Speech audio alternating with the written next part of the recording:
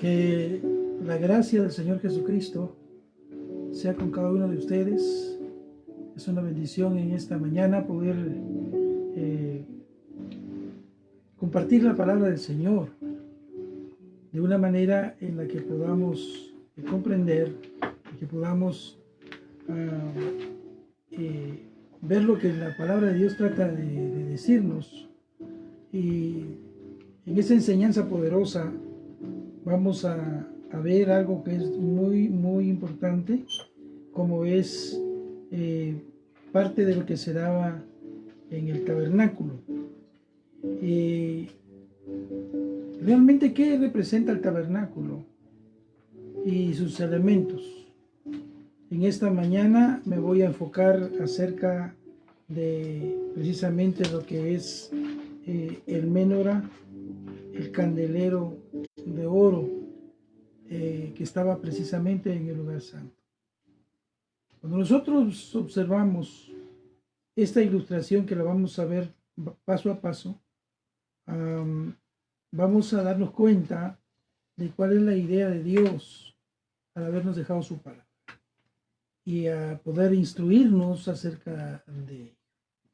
En primer lugar, quiero que note que el candelero que estaba en el lugar, que era un lugar muy especial, como era el lugar santo del tabernáculo, el candelero representa a la iglesia del Señor Jesucristo. Pues leemos en el capítulo 2, verso 1 de Apocalipsis, cuando dice que Él es el que anda en medio de los candeleros de oro. Candelero, la iglesia, tipo de la iglesia del Señor Jesucristo. Todas estas cosas que usted ve en miniatura son una ilustración de lo que realmente pasaba en el tabernáculo. Entonces, si el candelero representa la iglesia del Señor Jesucristo, ¿cuál es la aplicación para nosotros? Vamos a darnos cuenta de algo muy interesante, como se encuentra en la bendita palabra del Señor. Y en el capítulo 25 del libro de Éxodo, empezando en el versículo 31, dice: harás además un candelero de oro puro, labrado a martillo se hará el candelero. Su pie, su caña, sus copas, sus manzanas y sus flores serán de lo mismo. Gloria sea el nombre del Señor. Y ahí está a continuación todo lo que representa o cómo debía estar diseñado el candelero, que era el menorá. El menorá que debía estar en el lugar designado para esto. Entonces, el candelero era muy importante, porque además de representar a la iglesia en el tiempo moderno de la iglesia, en el antiguo pacto representaba la luz del Señor. Este era muy importante para Israel, pues el menorá debía estar encendido todo el tiempo. Esto debía estar encendido perpetuamente, era un estatuto perpetuo.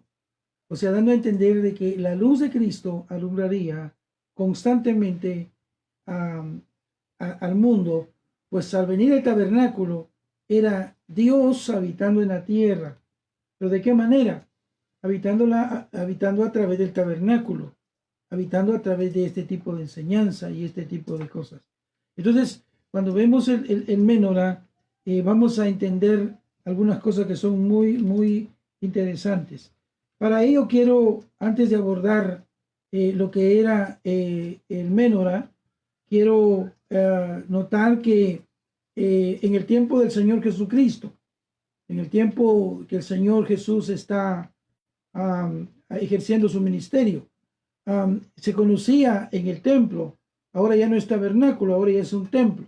El primer templo fue construido por Salomón y el segundo es por Herodes, pero era la misma estructura del tabernáculo en el desierto.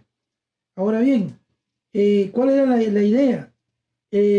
Había algo que se conocía como el capitán del templo o el sacerdote del monte. Se le reconocía así porque había alguien que estaba encargado de velar por los sacerdotes. ¿Por qué era tan importante un capitán? Simple y sencillamente porque los levitas, repito, en el tiempo de Jesús, los levitas debían de montar guardia a las puertas para impedir que entrara alguno impuro, todo lo que fuera impuro. Para eso se habían designado 240 levitas y 300 sacerdotes por noche. Ese era un grupo, el templo estaba siempre custodiado para no dejar entrar lo impuro, pero realmente ¿cuál era la temática? ¿Cuál era la idea? ¿Cuál era la función? Porque recuérdese que estaban bajo el imperio romano. Herodes construye a la par del templo, construye en un ala, construye lo que se llegó a conocer como la fortaleza de Antonia, que no era otra cosa más que el pretorio, donde se ponían los jefes de Estado, en este caso Pilato y todos los señores de gobierno estaban en esa fortaleza de Antonia. Según nos cuenta la historia, de que en esa fortaleza de Antonia, como ellos ocupan a Israel, a Judea, entonces es interesante que Jerusalén estaba ocupada, estaba sitiada por este tipo de gobierno. Sin embargo, los dejan, según la historia, para que Israel siguiera funcionando. No los subyugaron en su totalidad, sino que los dejaron funcionar en cuanto a sus ritos religiosos. En cuanto a su creencia, pues no tenían mayor obstáculo. Pero, según nos cuenta la historia, que en esa fortaleza de Antonia, que era solamente romanos, los que estaban ahí, los odiados romanos, ahí, según dice la historia, que guardaban las vestimentas sacerdotales. ¿Cuál era la idea? De tener un control total aún en lo religioso. Y esto nos lleva a algo profético. Al final, el diablo lo que siempre le ha interesado es tener control sobre el movimiento eclesiástico, sobre el movimiento espiritual. A él no le conviene desde ningún punto de vista que hayan personas que adoren al verdadero Dios, de los cuales nosotros somos partícipes. Entonces, estaba este grupo de personas ahí custodiando el templo. Alrededor de eso se movía esta situación que es muy interesante.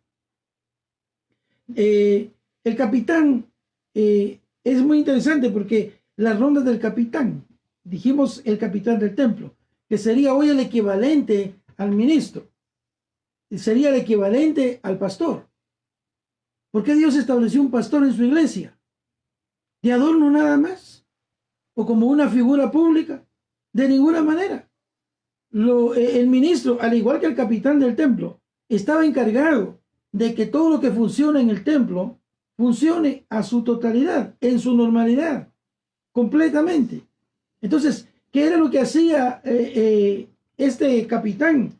No solamente estaba de nombre y de adorno, sino su función era hacer un recorrido nocturno para ver que todos los que habían sido delegados estuvieran cumpliendo su función. Los 240 levitas debían estar alertas, despiertos a lo que estaban haciendo, ¿verdad? Y los 30 sacerdotes debían estar listos también para luego la ministración. Esto era muy interesante porque había un sacerdote encargado, el principal, que hacía la función del ministro de hoy, que sería el pastor. Pero, ¿qué sucedía? Cuando el capitán hacía su ronda, el centinela que era descubierto durmiendo. Porque esto era muy interesante. Esto era noche tras noche. Quiere decir que entre los 240 alguien podría decir, estoy confiado porque no pasa mayor cosa. No ha pasado nada la semana anterior y la anterior. No pasó nada. No creo que vaya a pasar ahora. Y quizás el sueño y la presión los vencía y se dormía. ¿Qué pasaba cuando encontraban a un levita o inclusive un sacerdote durmiendo? ¿Cuál era lo que le esperaba?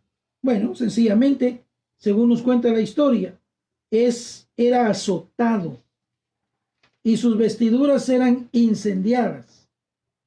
Esto no era hipotético, esto era real. Esto no era solamente una ilustración, no, esto era real. A quien encontraban durmiendo lo azotaban o le incendiaban a sus vestidos. Todo dependía del lugar estratégico donde lo habían colocado. Esto es muy interesante, porque Apocalipsis capítulo 16, versículo 15 dice, dichoso el que vela y guarda sus vestiduras. ¿Cuál es el trabajo realmente del pastor? Entretener gente. Tener gente en su iglesia, entretenerla, darles un sermón motivacional, que la gente se sienta realizada, que la gente se sienta contenta. ¿Es realmente la función de un pastor? ¿O es acaso el trabajo del pastor preparar a la iglesia que está durmiendo? Para que la iglesia despierte de ese letargo en el que ha caído. ¿Acaso no es la función del pastor, al igual que hacer rondas para ver quién es el que está cabeceando, quién es el que está durmiendo, quién es el que se ha descuidado en su vida espiritual? ¿Acaso no es esa la función del pastor? No solamente ser una figura pública, sino enseñar a la congregación a que despierte. Es que esto no es un juego. Mire, todo cristiano tiene una función como cuerpo de Cristo en la iglesia. Y el pastor debe estar interesado en enseñar a la iglesia a que todo el mundo funcione como tal en el cuerpo de Cristo. Avanzamos, no voy a entrar en detalles porque nos llevaría mucho tiempo entrar en detalles al respecto, pero bienaventurado el que vela y guarda sus vestiduras. Bienaventurado el que no está cabeceando ni durmiendo, porque la pérdida va a ser tremenda, va a ser terrible. Entonces, había algo interesante. Antes de que los sacerdotes, por eso estoy haciendo esta reseña, porque para entrar al lugar santo, para entrar donde estaba el Ménora, había un protocolo que seguir acerca de los que iban a ministrar adentro y por qué iban a ministrar adentro. Entonces ya vimos que había un grupo rondando, había un grupo que estaba alrededor y había también un encargado de velar para que no se durmieran. Entonces, de esa manera, no podríamos decir que había algo muy importante. Claro que lo había. ¿Cuál es la razón? La razón es que mientras haya esa actividad, mientras haya gente que cuide, mientras haya gente despierta, el trabajo del pastor. ¿Qué aliciente para un pastor tener ovejas obedientes? ¿Qué aliciente para un pastor es saber que hay gente obediente, de fe, que cree, que persevera? Es triste para un pastor tener, en vez de ovejas, tener cabros, desobedientes, berrinchudos, caprichudos, carnales. Usted les está diciendo una cosa y hacen todo lo contrario. Ya es por naturaleza humana que el hombre se rebele. Ya está metido en la naturaleza inédita en el ser humano el rebelarse contra una autoridad. Ahí usted ve a hijos rebelándose con la autoridad de los padres, etc. Entonces, ¿qué pasaba con el sacerdote? El sacerdote que había sido designado. No vaya usted a creer en una gama de sacerdotes. Sin embargo, los que escogían por turnos para ejercer dentro era otra cosa. Tenían que ser seleccionados y para eso se llamaban suertes, o sea, se echaban suertes. ¿Cómo se hacía tal cosa?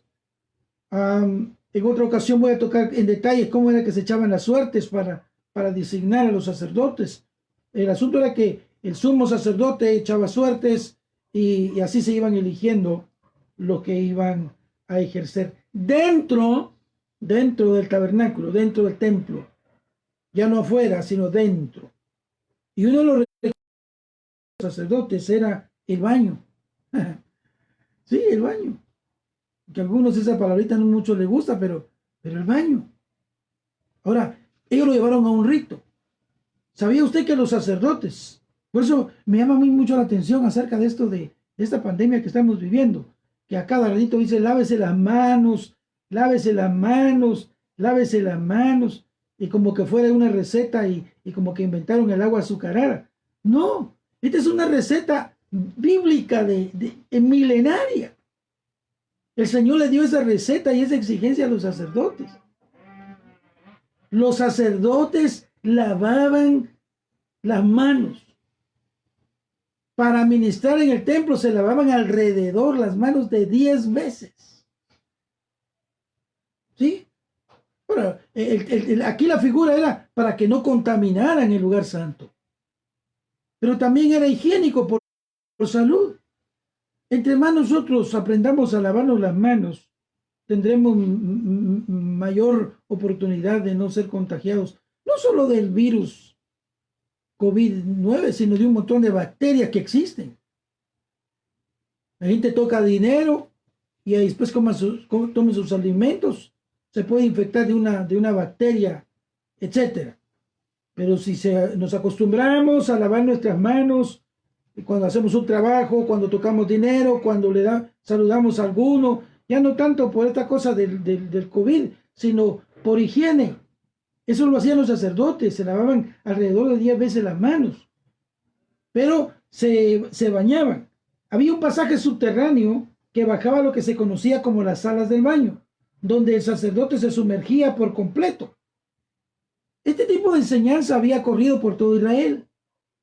Todo buen judío, aún Pedro, él era pescador, pero ignoraba las cosas que pasaban en el templo. Definitivamente no. Como todo buen judío, y al escuchar, año con año, iban escuchando un montón de cosas, entre de ellas la purificación del sacerdote. Por eso que cuando Jesús le dijo, te voy a lavar solo los pies, porque el que está limpio ya no necesita más que solamente lavarse los pies. Dijo, no, a mí no me lavarás los pies. En San Juan capítulo 13, versos 8 y 9, a mí no me vas a lavar los pies. Bueno, si no te lavo los pies, no tendrás parte conmigo en el reino de los cielos. Bueno, si en eso consiste, no solamente me laves los pies, lávame todo, la cabeza completa. O sea, en otras palabras, báñame al estilo sacerdote. ¿Cuál es la aplicación para nosotros? ¿Cuánta gente quiere ministrar en las cosas santas de Dios viviendo suciamente? El agua es tipo de la limpieza.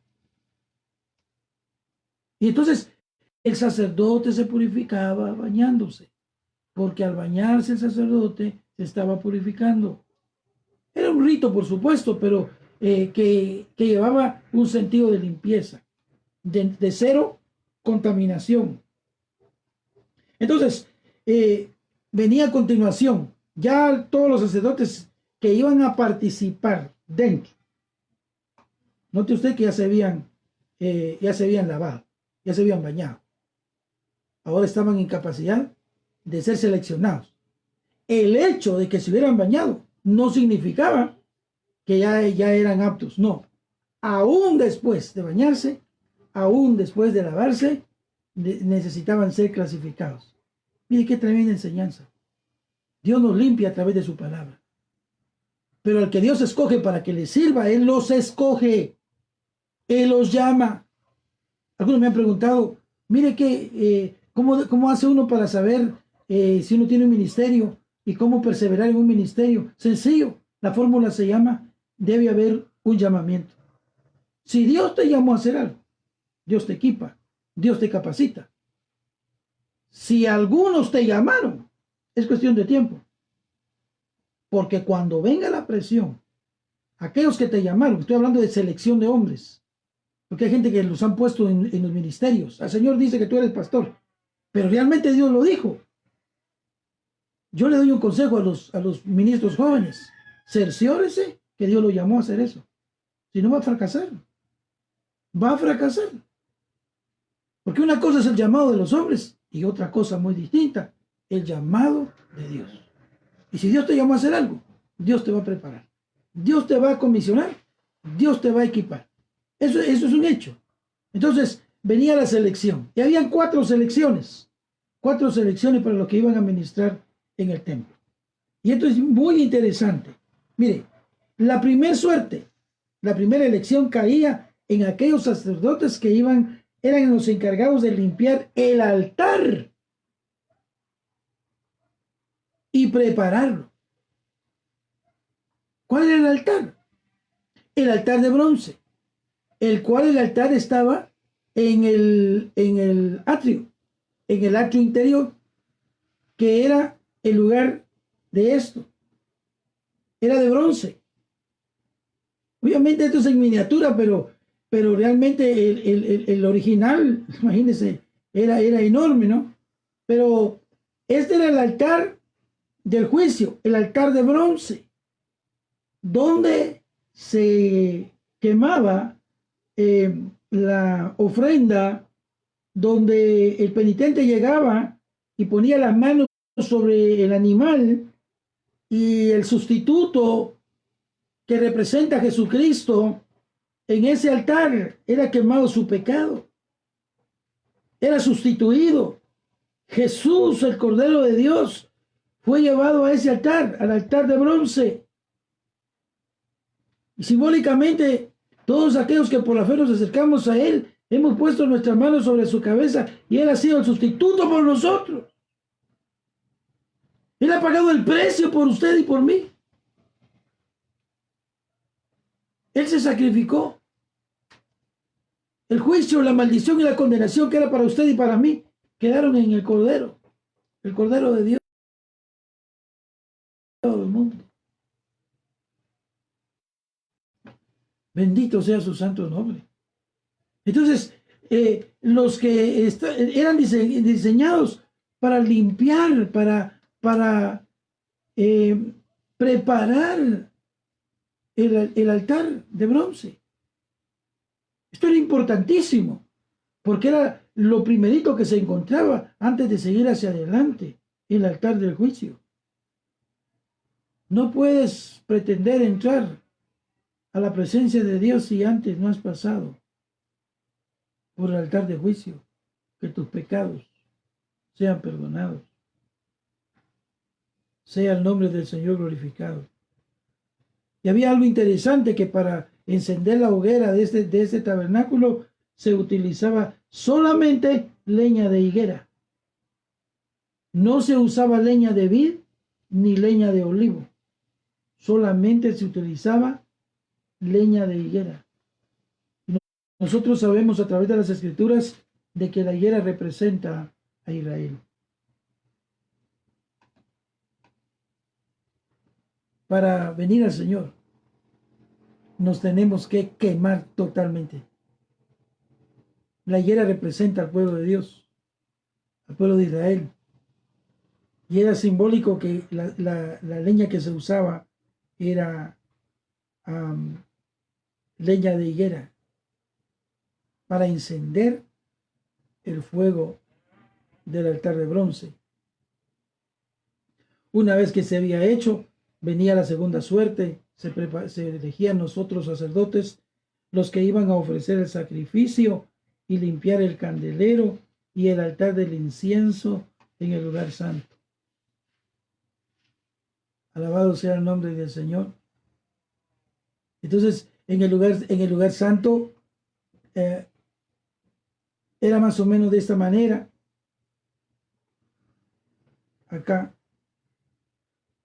quedaba el menora, frente quedaba el altar de oro, que era el altar del incienso, y la mesa de los panes de la propiciación, ya en el lugar santo.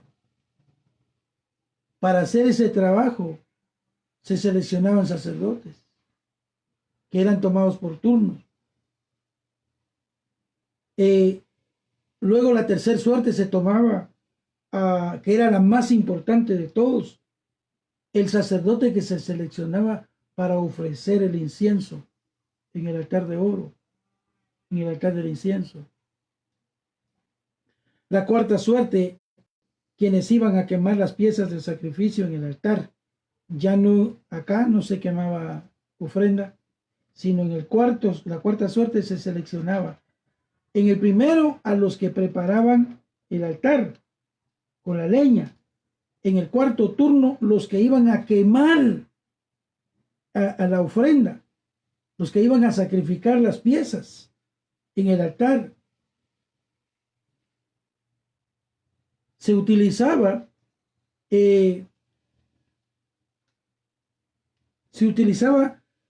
muchas cosas en el templo, pero específicamente lo que estamos viendo, se quemaba incienso en la mañana y se quemaba incienso en la tarde.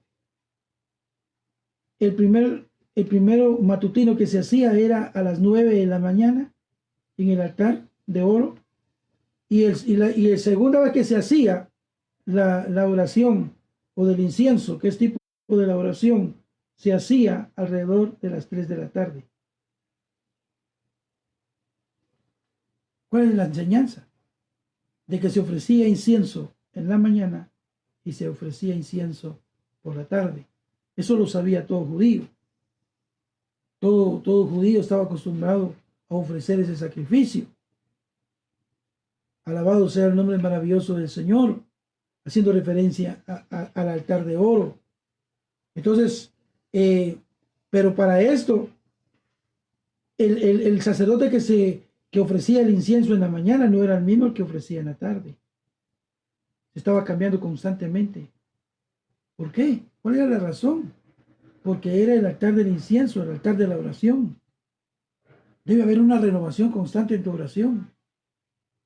Cristiano que me estás escuchando, que has abandonado la oración, que ya la oración no es parte de tu vida, que ya la oración no es parte de tu rutina, que ya la oración está como en segundo, tercero o cuarto lugar, que ya la oración no es parte de tu rutina diaria.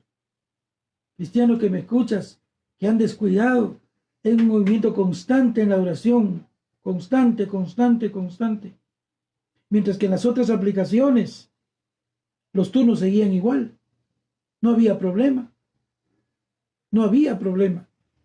Seguían de la misma manera, solo se cambiaba el sacerdote que estaba designado para ello.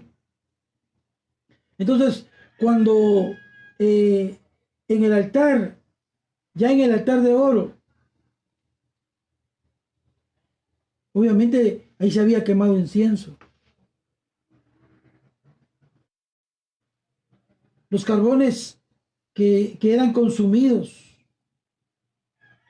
venía el sacerdote, el que había sido designado, el principal de todos los turnos, el que había sido principal para ofrecer el incienso, ese sacerdote traía un recipiente similar a este. En ese recipiente lo que hacía era acercarlo hacia el lugar donde estaba el altar de oro. ¿Qué era lo que hacía el sacerdote? El sacerdote lo que hacía era con sus manos, limpiaba con una precisión exacta. Obviamente tenía que haber tenido una especie de paño, pero lo hacía con sus manos, a manera de dejar el altar de oro limpio. Este sacerdote venía, echaba todas las cenizas de esta manera y las dejaba en el lugar santo. El sacerdote tenía que tener cuidado de no contaminar el lugar santo.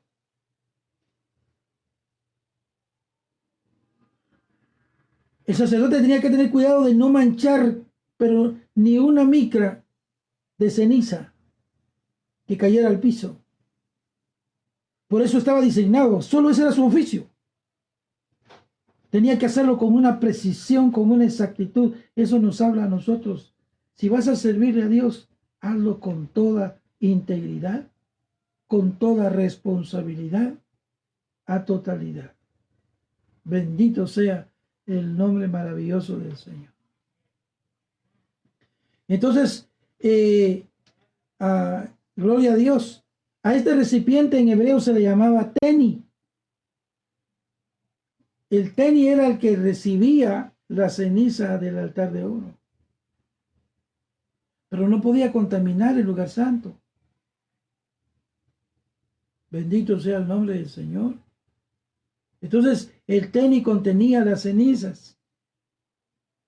Entonces, el sacerdote que había sido encargado del menorá, este sacerdote era el encargado de que este menorá se mantuviera encendido. ¿Qué era lo que hacía el sacerdote en un recipiente similar a este? El sacerdote encargado no era el mismo encargado de del altar de oro, no era el mismo encargado del altar del menorá.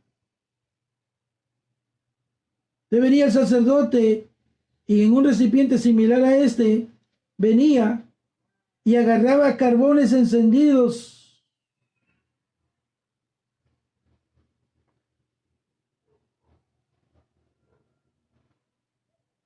Carbones encendidos del altar de juicio. Y cuando el sacerdote tomaba los carbones encendidos,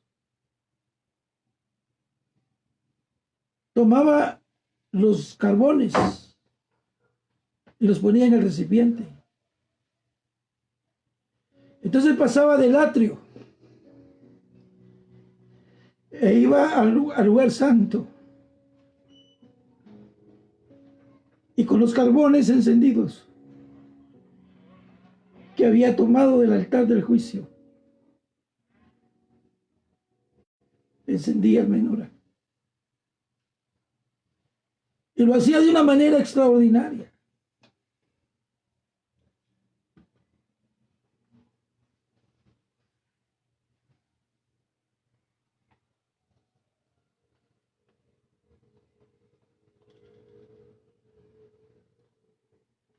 Empezaba por la caña del centro.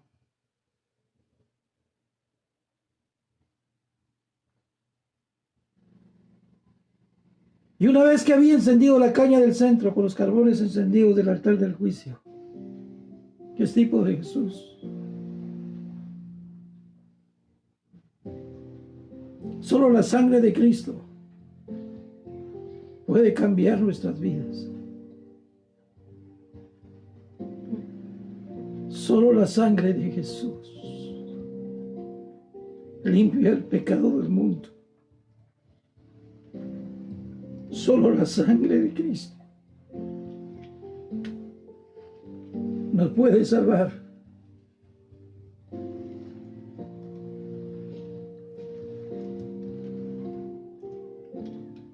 El sacerdote venía, encendía la caña del centro. Una vez está encendida, encendía las tres posteriores y las tres de este lado. Y automáticamente, con los carbones del altar del juicio, se había encendido el menorá.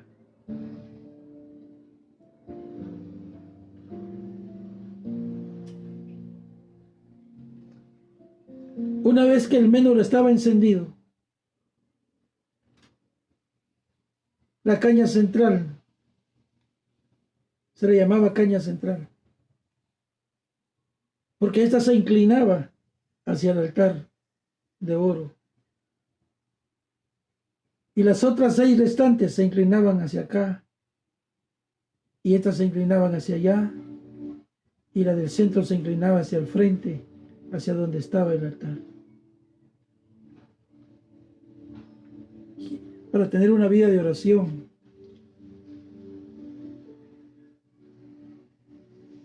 necesitas estar lleno del Espíritu Santo. Para tener una vida de oración, necesitas estar lleno del Espíritu Santo. El sacerdote venía y como debía estar encendido, se encendía a las 6 de la tarde y se apagaba a las 6 de la mañana. Entonces el sacerdote era el encargado de encenderlas y era el encargado de apagarlas a las 6 de la mañana. Pero cuando el sacerdote entraba al lugar santo, aquí sucedía algo interesante. El Menora es tipo del Espíritu Santo, que arde constantemente. Y cuando el sacerdote venía, traía un recipiente similar a este.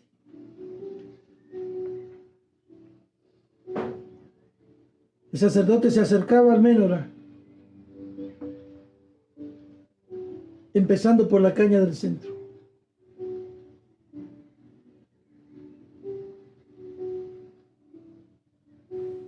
Se apagaba y se seguían apagando las otras.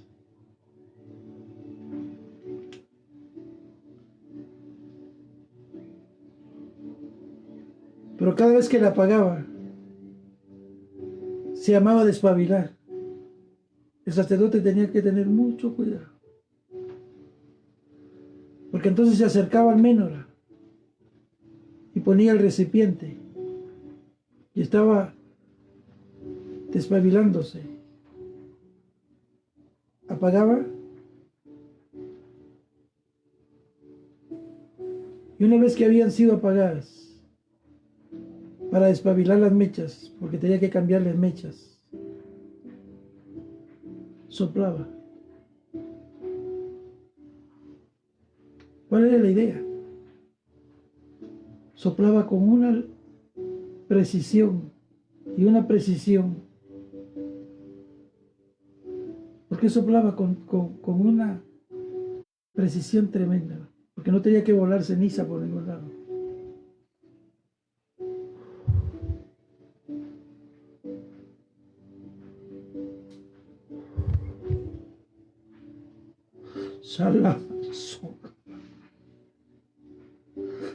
Saca más ojalá.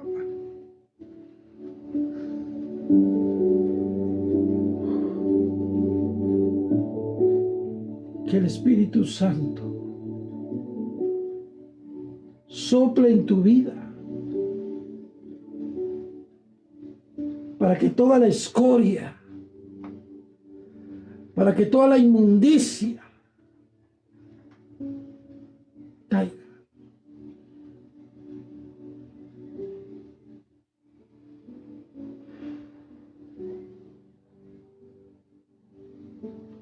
Soplaba el sacerdote.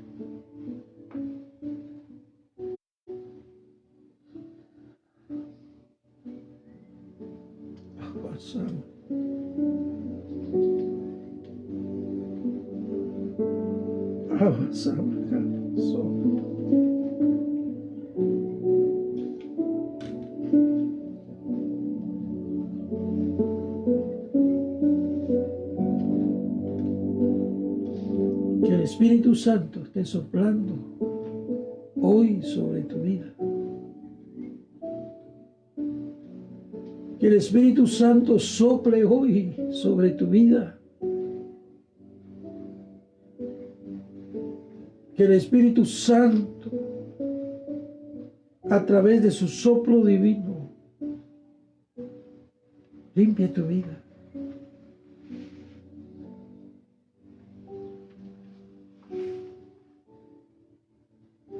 Gloria a su nombre.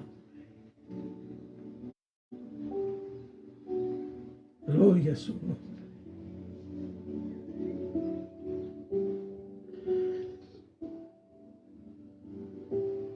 Gloria a su nombre.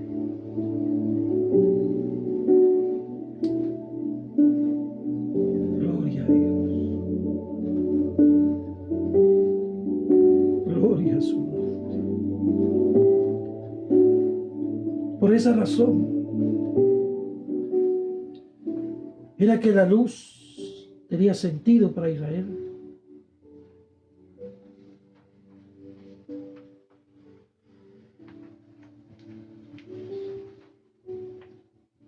Dios estaba enviando su palabra.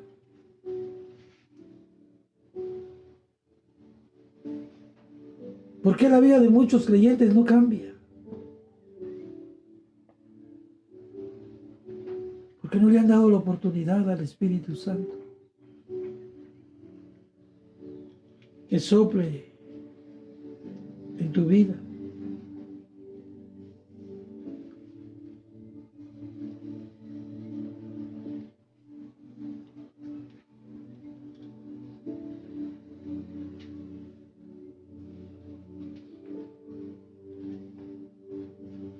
Cuando el Espíritu Santo de Dios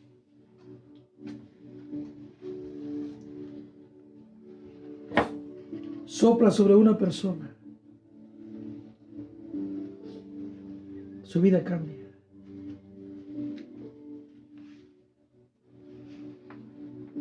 Y era interesante que cuando se hacía limpieza, siempre se apagaban 5,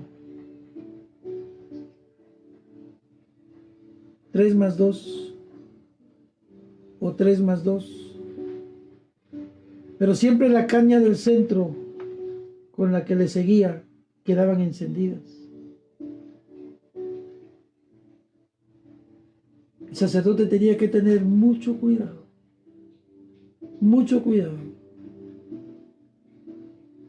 porque al mismo tiempo que despabilaba, llenaba de aceite.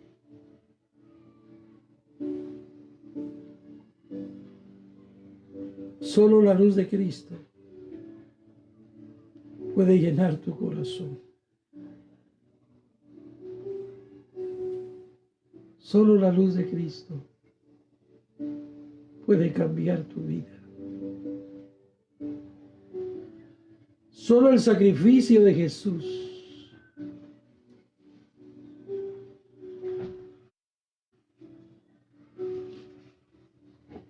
te puede hacer una nueva persona.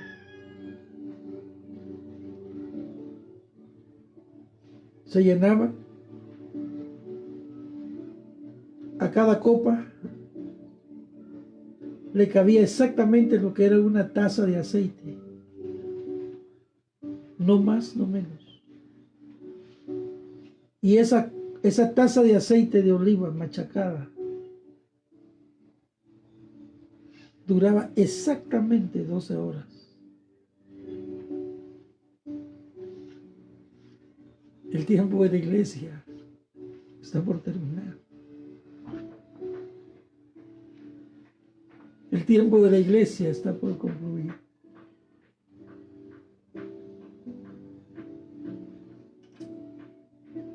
El tiempo de la iglesia se ha terminado.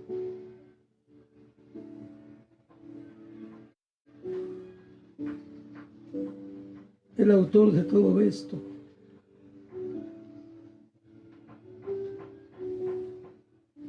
pronto regresa por su iglesia.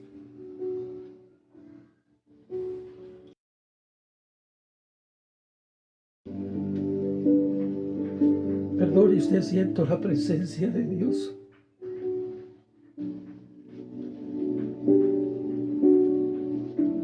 Cristo pronto viene. Él es real. Y al hablar de esto, que es simbólico, pero es una realidad.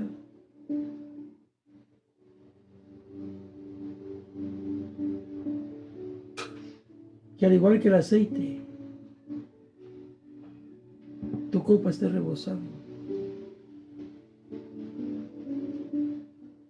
Tu vida se ha transformado. Tu vida tenga otro sentido.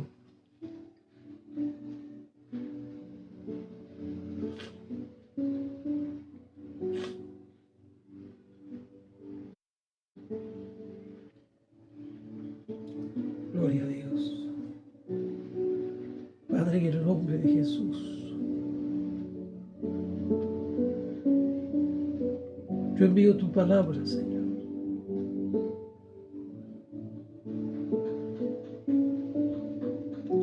Les he dado lo que tú me has dado.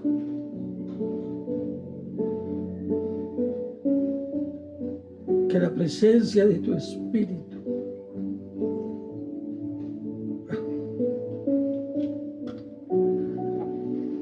que la presencia de tu Espíritu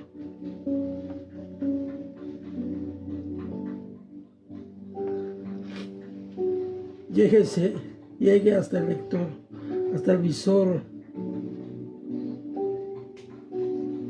Padre, tú eres real.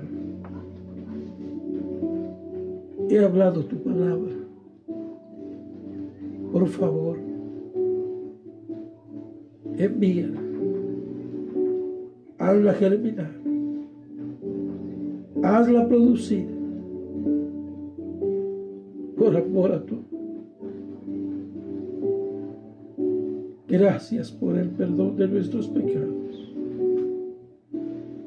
Y gracias por la luz que alumbra el lugar oscuro. Gracias. Gracias, Señor. En el nombre de Jesús.